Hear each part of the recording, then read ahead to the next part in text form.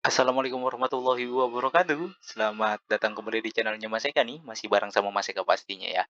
Oke, di video kali ini Mas Eka masih memberikan informasi masih seputaran PIP ini karena banyak sekali yang nanya ke Mas Eka. Mas Eka, saya dari SD, SMP dapat PIP, tapi kok sekarang pas di SMA saya nggak dapet nih Mas Eka. Atau ada juga yang Mas Eka, saya dari kelas 1 sampai dengan kelas 5 di SD itu dapet, terus kelas 6 nggak dapet, dan sekarang sudah di SMP kelas 8 masih nggak dapet juga, itu kenapa Mas Eka? Atau juga ada yang nanya kayak gini, "Mas Eka, saya dari kelas 1 SD sampai dengan kelas 9, di SMP itu dapet, tapi sekarang di kelas 11 dan kelas 10 saya nggak dapet PIP-nya, itu karena apa itu Mas Eka?" Ya. Mungkin ada yang mengalami hal semacam itu ya. Kalau misalkan ada nih, nah di video kali ini Mas Eka akan kasih tahu nih kenapa hal tersebut terjadi dan, bagaimana caranya agar teman-teman bisa dapat, PIP-nya lagi ya. Tapi sebelum itu untuk teman-teman yang baru bergabung nih di channelnya Mas Eka, yuk silakan subscribe dulu channelnya ini untuk mendukung channelnya agar bisa berkembang lagi nih ya. Dan teman-teman juga bisa gabung di Telegram, Instagram, dan TikTok-nya Mas Eka ya. Oke, yuk langsung aja masuk ke website PIP-nya. Nah, di sini ada websitenya seperti biasa ya teman-teman ya.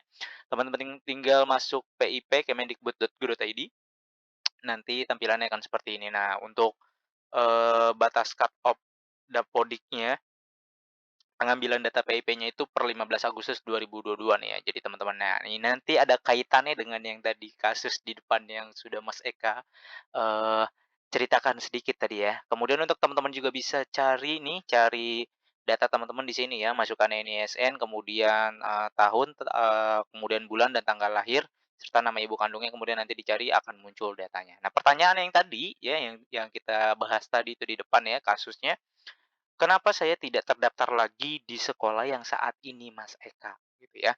Terutama untuk yang naik jenjang nih, yang dari SD-nya dapat, SMP-nya dapat, sekarang di SMA dia tidak dapat. Nah, kemungkinan besar atau coba ditanyakan ke sekolah, dilihat di Dapodiknya, teman-teman diajukan lagi atau tidak. Atau kalau misalkan, "Aduh susah Mas Eka, saya mau nanyanya ke sekolah, ribet." Nah, teman-teman bisa cari di sini nih, cari penerimanya, kemudian nanti teman-teman bisa ngecek sendiri di situ teman-teman masih terdaftar sebagai penerima atau tidak, ya.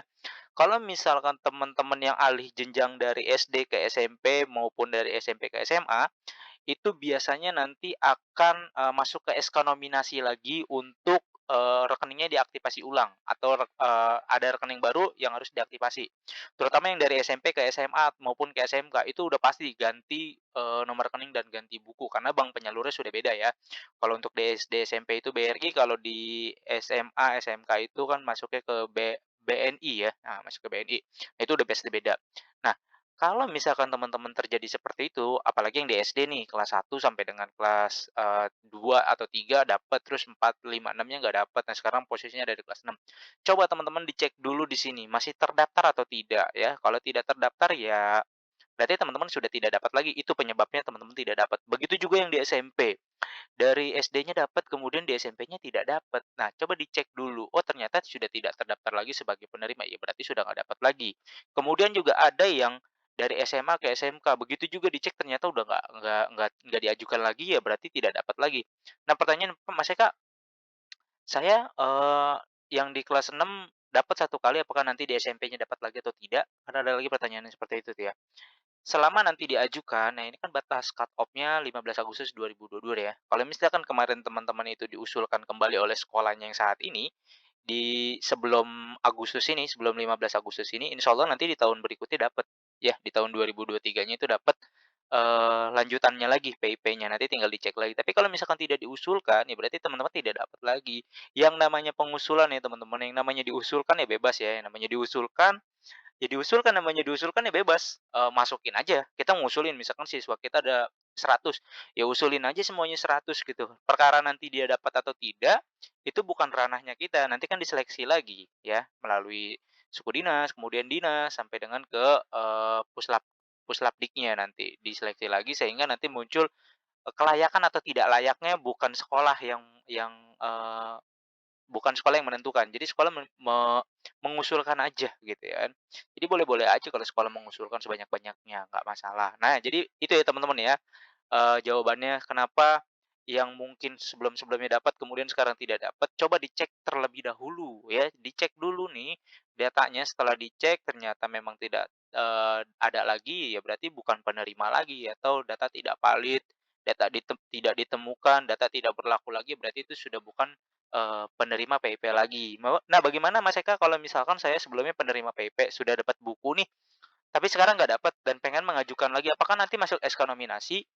Nanti kita lihat, kalau misalkan dia rekeningnya dinyatakan masih aktif, berarti tidak masuk SK nominasi, tapi, dia langsung masuk ke, penerima ya, penyaluran atau pembayaran, ke SK pembayaran. Tapi kalau misalkan dianggap rekeningnya sudah tidak aktif gitu kan, lama tidak dapat lagi, ya berarti nanti teman-teman dibukakan rekening yang baru. Nanti makanya diceknya di sini nih, bisa dicek di sini ya.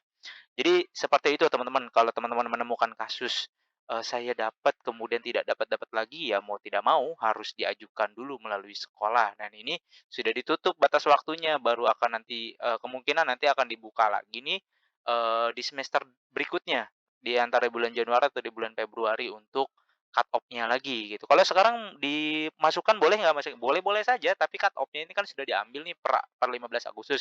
Nah, nggak apa-apa kalau misalkan sekarang mau dimasuk-masukin aja gitu kan, yang penting didata dulu sama sekolah, kemudian di-input, ya udah ini layak untuk atau layak untuk diusulkan gitu kan, nggak apa-apa. Nah, nanti pada saat di semester berikutnya kan ada cut off-nya lagi. Nah, itu data teman-teman tinggal disinkron, udah keangkut tuh nanti, gitu teman-teman semua ya. Oke teman-teman, itu aja informasi yang bisa Mas Eka sampaikan. Seperti biasa, jika ada pertanyaan silakan tanyakan saja di kolom komentar ya.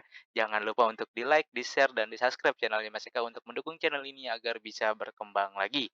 Mas Eka undur diri. Wassalamualaikum warahmatullahi wabarakatuh.